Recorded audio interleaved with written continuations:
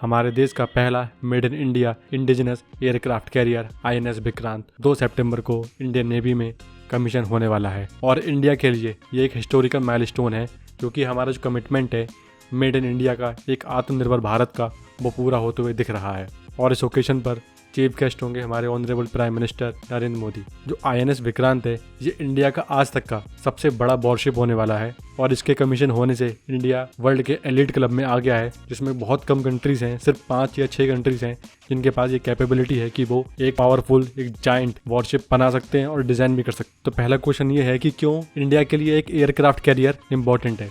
एक hypothetical example ले लेते हैं कि कल के लिए इंडिया का चाइना से वॉर हो गया और हमें जाना है चाइना के मंचूरियन वाले रीजन में अटैक करने। तो हम हमारे फाइटर जेट्स, हमारे हेलीकॉप्टर्स को इंडिया से तो फ्लाई करके नहीं भेजेंगे ना, क्योंकि इतने में बहुत ज़्यादा फ्यूल चाहिए होगा। और एक फाइटर जेट की, एक हेलीकॉप्टर की कैपेसिटी होती है कि इससे ज़्यादा वो फ्यूल कैरी नहीं कर सकता है, इसलिए हमें बहुत पास से अपने मिशन को लॉन्च करना पड़ता है। तो ये एयरक्राफ्ट कैरियर इसीलिए काम आता है कि हम अपने एनिमी के सबसे क्लोजेस्ट रीजन में जाएं और वहाँ पर जाके अटैक कर दें। जैसे कि आपने अभी देखा होगा कि जो US हाउस की स्पीकर नैन्सी पेलोसी जब वो ताइवान में विजिट करने गई थी, तो उस टाइम पर USA ने अपने एयरक्राफ्ट कैरियर साउथ चाइना सी में डिप्लॉयड कर दिए थे, जिससे कि अगर चाइना कोई भी हरकत दिखाता है तो तुरंत USA अपने फाइटर जेट्स को अपने एयरक्राफ्ट कैरियर से फ्लाई करेगा और चाइना पर अटैक कर देगा। तो ये इंपॉर्टेंस होती है एयरक्राफ्ट कैरियर की, जिससे कि हम एक ब्लू वाटर नेवी बन पाएँ। और जैसे कि आपको बताया मैंने कि सिर्फ 5 या 6 कंट्रीज़ के पास में ही कैपेबिलिटीज़ है, जैसे कि US, चाइना, रशिया और इंडिया।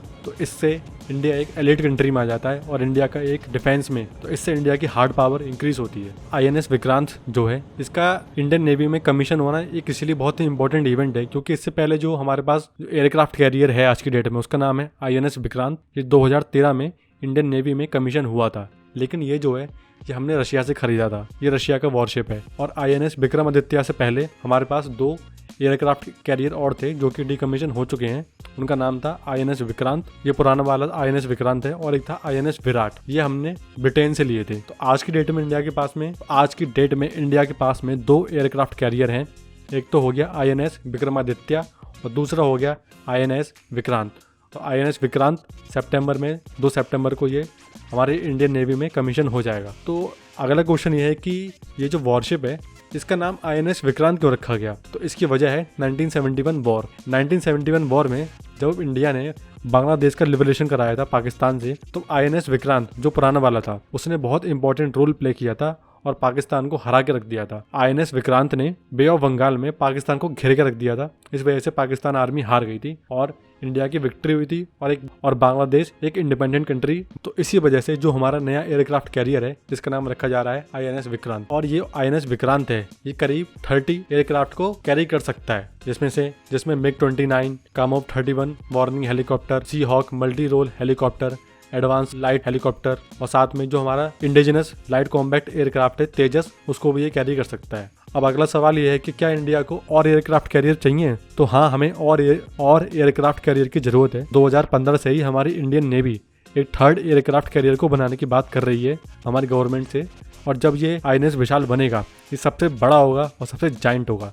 इसका वेट होगा 65,000 टन। और आपको कंपेयर करके बताऊं तो इस टाइम पर US नेवी के पास में करीब 11 एयरक्राफ्ट कैरियर हैं और चाइना के पास में 2 हैं और तीसरा इनका अंडर प्रोसेस है, बनाया जा रहा है। तो चलिए अब कंपैरिजन करते हैं कि कंपेयर करते हैं जो इंडिया का INS विक्रांत है और चाइना का फुइयान एयरक्राफ्ट कैरियर। तो ये जो चाइना का फुइयान एयरक्राफ्ट कैरियर है, ये इन्होंने अभी 17 जून को अपनी चाइनीज नेवी में इसको एनरोल किया है। और चाइना का ये अभी तक का सबसे एडवांस और सबसे बड़ा एयरक्राफ्ट कैरियर है। और हाँ, ये हमारे new aircraft carrier IAC Vikrant से भी बड़ा है। हमारा जो विक्रांत है उसका वेट है 45,000 टन, लेकिन जो चाइना का फुइयान है इसका वेट है 80,000 टन। और हमारा एयरक्राफ्ट कैरियर करीब 30 एयरक्राफ्ट्स को कैरी कर सकता है, लेकिन चाइना का उससे कहीं ज़्यादा कैरी कर सकता है। और जो स्पेशल चीज़ है ना, जो चाइना का एयरक्राफ्ट कैरियर है फुइयान, वो है इसकी टेक्नोलॉजी का नाम है इलेक्ट्रोमैग्नेटिक एयरक्राफ्ट लॉन्च सिस्टम,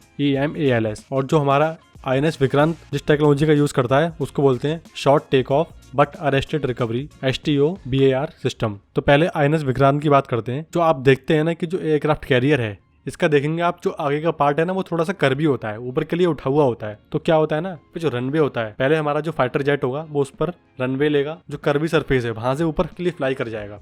लेकिन ये जो फुजियान एयरक्राफ्ट कैरियर है ये एकदम फ्लैट है, जिसमें देखेंगे आप इसमें कर्व सरफेस नहीं है, क्योंकि इसके लिए रनवे की जरूरत ही नहीं है।